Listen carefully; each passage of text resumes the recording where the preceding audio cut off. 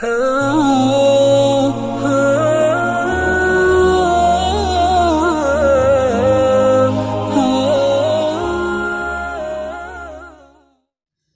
اللہ الرحمن الرحیم اللہم صلی علی سیدنا و مولانا محمد وعلی آلہ وصحبہ وبارک وسلم وصلی علیہ۔ عزیز دوستو، اگر انسان کو گناہوں کے نقصان کا پتہ چل جائے تو اول انسان کبھی گناہ نہ کرے، اور اگر گناہ سرزد ہو جائے تو فوراً استغفار کی طرف، معافی کی طرف، اللہ رب العزت کے دربار کی طرف اپنی معافی کے لیے دوڑے۔ گناہوں کا سب سے بڑا نقصان انسان کے دل کو سکون نصیب نہیں رہتا، انسان کا دل بے چین ہو جاتا ہے۔ گناہوں کا ایک نقصان یہ ہوتا ہے کہ انسان کا جسم باطنی طور پر بدبودار ہو جاتا ہے، جیسا کہ حدیث مبارکہ میں آیا ہے کہ جھوٹ بولنے سے انسان کے قریب رحمت کے جو فرشتے ہوتے ہیں وہ جھوٹ کی بدبو کی وجہ سے دور چلے جاتے ہیں، اور جب تک انسان جھوٹ بولتا رہتا ہے وہ رحمت کے فرشتے انسان کے قریب بھی نہیں بھٹکتے، اس لیے کہ انسان جب جھوٹ بول رہا ہوتا ہے تو اس کے جھوٹ سے بدبو پیدا ہوتی ہے، اور رحمت کے فرشتے بدبو کو برداشت نہیں کر سکتے، وہ انسان سے دور چلے جاتے ہیں۔ گناہوں کا ایک نقصان کہ گناہوں کی بدبو ہوتی ہے، اور وہ بدبو انسان کے جسم کو باطنی طور پر ناپاک اور بدبودار کر دیتی ہے، جیسا کہ اس حدیث مبارکہ سے ہمیں سمجھ میں آیا کہ جیسے جھوٹ بولنے کی بدبو ہے، اسی طریقے سے دیگر گناہوں کی بھی اپنی اپنی بدبو ہوتی ہے۔ جب انسان گناہ کرتا ہے جسم بدبودار ہو جاتا ہے، اور اس بدبودار جسم کی وجہ سے انسان باطنی طور پر سکون کو کھو دیتا ہے اور اس کا سکون ختم ہو جاتا ہے۔ حدیث مبارکہ میں آیا ہے کہ جب ملک الموت روح قبض کرنے کے لیے کسی انسان کے پاس آتا ہے تو ملک الموت کے ساتھ جو فرشتے آتے ہیں وہ جسم کے اعضاء کو سونگھتے ہیں، اگر بدبو محسوس ہوتی ہے تو وہ اس کی پٹائی شروع کر دیتے ہیں اور بدبودار ٹاٹ کے اندر اس کی روح کو نکال کر لے جاتے ہیں، اور اگر انسان کے جسم سے بدبو محسوس نہ ہو، اعضاء پاک ہو، بدبودار نہ ہو، خوشبو محسوس ہو، تو وہ اس روح کو بشارتیں سناتے ہوئے، مبارکباد دیتے ہوئے اللہ رب العزت کی طرف لے جاتے ہیں کہ یہ کامیاب روح ہے۔ آخرت کے اندر گناہوں کی بدبو یہ یقینی بات ہے، حدیث سے ثابت ہے۔ دنیا کے اندر بھی بعض دفعہ گناہوں کی بدبو کو محسوس کیا جا سکتا ہے، جیسا کہ حضرت سیدنا عثمان غنی رضی اللہ تعالیٰ عنہ کی مجلس میں ایک شخص آیا۔ عثمان غنی رضی اللہ تعالیٰ عنہ کی مجلس میں ایک شخص آیا اور آ کر بیٹھ گیا، تو عثمان غنی رضی اللہ تعالیٰ عنہ فرمانے لگے کہ لوگوں کو کیا ہو گیا کہ بے محابہ ہماری مجلس میں چلے آتے ہیں اور ان کی نگاہوں سے زنا ٹپک رہا ہوتا ہے۔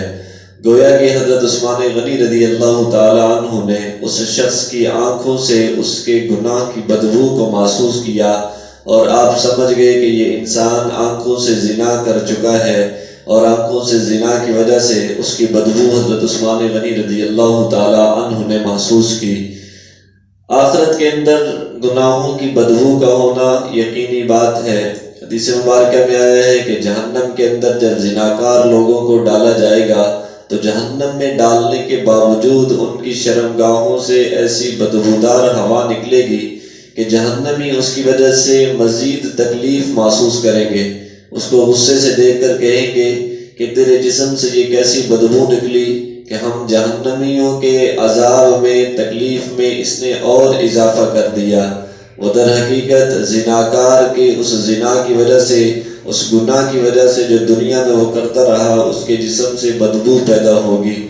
تو میرے عزیز دوستو، گناہوں کی ایک بدبو ہوتی ہے،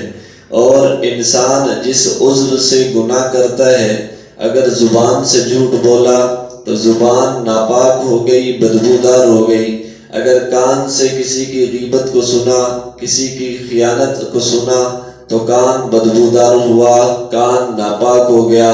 زبان سے جھوٹ بولا، ہاتھ سے کسی کے ساتھ زیادتی کی انسان کا ہاتھ بدبودار ہو جاتا ہے، ناپاک ہو جاتا ہے۔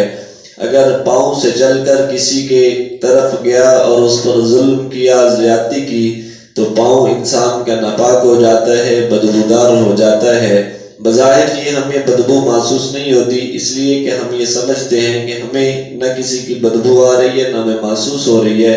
لیکن حقیقت میں باطنی طور پر انسان کے ان گناہوں کی بدبو فرشتے محسوس کرتے ہیں، اور مرنے کے بعد اس بدبو کا اظہار ہوگا، اور بعض دفعہ دنیا میں بھی اس بدبو کا اظہار ہو جاتا ہے۔ تو انسان کے جسم سے جب گناہ سرزد ہوتا ہے تو وہ گناہ اپنی بدبو چھوڑ جاتا ہے، گناہ چلا جاتا ہے لیکن گناہ کی بدبو انسان کے جسم کے اندر موجود رہتی ہے، باقی رہتی ہے۔ تو ہمیں گناہ کے نقصان کا پتہ چل گیا، جب گناہ کے نقصان کا پتہ چل گیا تو ہمیں گناہوں سے اپنے آپ کو بچانا ہے۔ جیسے کہ سانپ اور بچھو کے بارے میں ہمیں گناہوں کے نقصان کے بارے میں ہمیں معلوم ہو گیا، لہٰذا ہمیں خود کو گناہوں سے دور رکھنا ہے، بچانا ہے، تاکہ گناہوں سے جو نقصان ہوتا ہے اس نقصان سے ہم محفوظ رہ سکیں۔ سانپ اور بچھو کے بارے میں ہمیں پتہ ہے کہ سانپ ڈستا ہے، زہر چھوڑتا ہے، نقصان دیتا ہے۔ بچھو کے بارے میں ہمیں پتہ ہے زہریلا ہوتا ہے، ڈس لے تو انسان کے جسم کو خراب کرتا ہے، انسان کی موت بھی واقع ہو سکتی ہے۔ ہمیں ان کے نقصانات کا پتہ ہے تو ہم خود کو ان سے بچاتے ہیں۔ سانپ چھوٹا ہو یا بڑا ہو، بچھو چھوٹا ہو یا بڑا ہو، ہمیں پتہ ہے یہ ہمارے حق میں بہتر نہیں، ہم ان سے خود کو بچاتے ہیں، دور رکھتے ہیں۔ اگر کہیں مل جائے تو ہم اس کو مارنے کی کوشش کرتے ہیں اور جلد از جلد ان کو مارتے ہیں، اس لیے کہ ہمیں اس کا پتہ ہے کہ یہ ہمارے لیے نقصان دہ ہے۔ اس سے بھی زیادہ ہمارے لیے جو نقصان دہ چیز ہے وہ گناہ کا سرزد ہونا ہے، کہ انسان گناہ کو کرے اور گناہ کے نقصان کا انسان کو پتہ ہو پھر بھی انسان گناہ کرتا جائے، تو یہ انسان کے لیے بڑے خسارے اور نقصان کی بات ہے۔ امام غزالی رحمۃ اللہ علیہ فرماتے ہیں کہ انسان عالم وہ شخص ہے جو گناہوں کے نقصانات کو اچھے طرح سے سمجھ جائے۔ جس پر اللہ تعالیٰ نے گناہوں کے نقصانات کو واضح کر دیا، جس پر گناہوں کے نقصانات کھل گئے، وہ شخص عالم ہے، اور جس پر جتنا زیادہ گناہوں کے نقصانات کو اللہ تعالیٰ نے کھول دیا وہ اتنا بڑا عالم ہے۔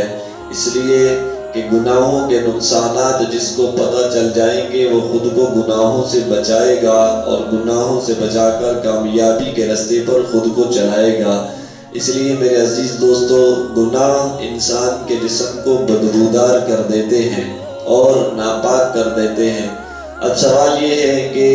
ہمیں اپنے جسموں سے اس بدبو کو کیسے زائل کرنا ہے؟ تو پریشان اور غمگین ہونے کی بات نہیں۔ رسول اللہ صلی اللہ علیہ وسلم ارشاد فرمایا کرتے تھے، انی لاستغفر اللہ واتوب الیہ فی اليوم من اکثر من 70 مرہ، میں اللہ تعالیٰ سے دن میں 70 بار سے زیادہ توبہ اور استغفار کرتا ہوں۔ اور آپ صلی اللہ علیہ وسلم کا توبہ اور استغفار کرنا اللہ رب العزت کی محبت میں مزید اضافے کے لیے ہوتا تھا، درجات کی بلندی کے لیے، قرب کے مراتب کو زیادہ حاصل کرنے کے لیے ہوتا تھا۔ اور ابو ایوب انصاری رضی اللہ تعالیٰ عنہ نے اپنے آخری وقت میں ایک حدیث رسول اللہ صلی اللہ علیہ وسلم کے ارشاد فرمائی۔ ابو ایوب انصاری رضی اللہ تعالیٰ عنہ نے آخری وقت میں ایک حدیث مبارکہ ارشاد فرمائی، اور ساتھ یہ بات بھی کہنے لگے کہ میں نے رسول اللہ صلی اللہ علیہ وسلم سے حدیث مبارکہ سنی، لیکن ساری زندگی میں نے اس کو بیان نہیں کیا، اب آخری وقت ہے میں اس کو بیان کر رہا ہوں۔ میں نے تم سے چھپایا، اس ڈر سے چھپایا کہ لوگ کہیں اس کا مطلب غلط نہ سمجھ جائے۔ رسول اللہ صلی اللہ علیہ وسلم نے ارشاد فرمایا، لولا انکم تذنبون لخلق اللہ خلقا یذنبون یغفر لهم، فرمایا اگر تم گناہ نہ کرو تو اللہ تعالیٰ ایسی مخلوق کو پیدا فرمائیں گے جو گناہ کرے اور پھر اللہ سے معافی مانگے۔ فرمایا اللہ معافی چاہتے ہیں، معاف کرنا چاہتے ہیں، اپنی معافی والی صفت کو اللہ تعالیٰ ظاہر کرنا چاہتے ہیں، اللہ تعالیٰ اپنی صفت غفار کو لوگوں پر واضح کرنا چاہتے ہیں، جیسے روزی دے کر اللہ تعالیٰ اپنی صفت رزاق کو ظاہر کرتے ہیں، پیدا کر کے اللہ تعالیٰ اپنی صفت خالقیت کو ظاہر کرتے ہیں، اسی طریقے سے اللہ تعالیٰ معاف فرما کر اپنی صفت غفار کا اظہار کرنا چاہتے ہیں۔ اس لیے جو انسان اب تک گناہ کر چکے، اور ہر انسان یقیناً کسی نہ کسی چھوٹے بڑے گناہ سے دوچار ہوا ہوتا ہے، گزر چکا ہوتا ہے، تو ہمیں اللہ رب العزت کے حضور اپنے جسموں کو بدبودار ہونے سے بچانا ہے، اور اس کا طریقہ یہ ہے کہ ہم اللہ تعالیٰ کی بارگاہ میں استغفار کریں، اور اللہ رب العزت کی منشا یہی ہے کہ انسان گناہ کر کے مجھ سے معافی مانگتے رہیں، میں انسانوں کو معاف کرتا رہوں۔ اللہ تعالیٰ معاف کرنے کی صفت اپنے ظاہر فرمانا چاہتے ہیں، اس لیے ہمیں دنیا میں ہی اپنے جسم کو اس بدبو سے بچانا ہے جو ہم نے اپنے گناہوں سے پیدا کر دی ہے۔ لہذا اللہ تعالیٰ سے دعا ہے کہ اللہ تعالیٰ ہمیں استغفار کی دولت سے مالا مال فرمائے، اور اپنے جسم کو گناہوں کی بدبو سے محفوظ کرنے کی توفیق عطا فرمائے، اور آئندہ اللہ تعالیٰ ہمیں گناہوں سے محفوظ فرما کر اپنے جسموں کو بدبو سے دور رکھنے کی توفیق عطا فرمائے۔ اللہ تعالیٰ ہم سب کا حامی و ناصر ہو۔ والسلام۔